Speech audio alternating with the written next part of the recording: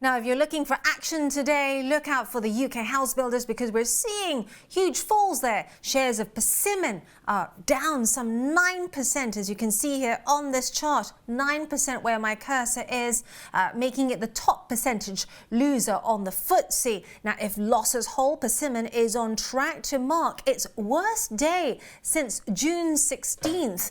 Lots of headwinds for the British house builders here. Let's start off with what Persimmon has said first. Persimmon warning of lower profit and margins in 2023. It's also cutting its annual dividend by 75%. Now, as I mentioned earlier, British house builders have all been facing similar headwinds, fears of a weaker economy, and also the threat of higher interest rates, especially with the Fed and the Bank of England tweaking interest rates higher.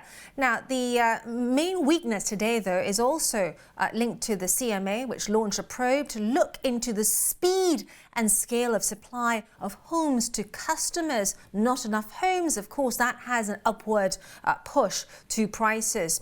Also, the other problem with the house builders, if you look at a rebase chart here that I've got for you, many of them are now not coming out with a clear guidance. Persimmon is not coming out with any sort of guidance. We haven't seen anything clearer from the other players like Barratt Developments and also Crest Nicholson and the likes of I'm just showing you this chart here of the three biggest house builders.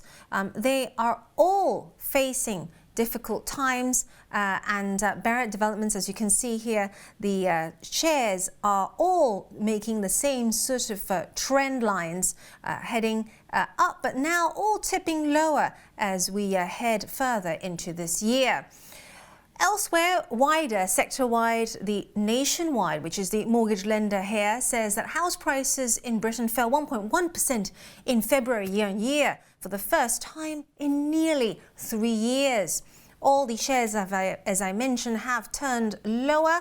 Barratt this session down so far 3%, Taylor Wimpey down more than 2%, and they're all, like Persimmon, among the top percentage losers on the FTSE.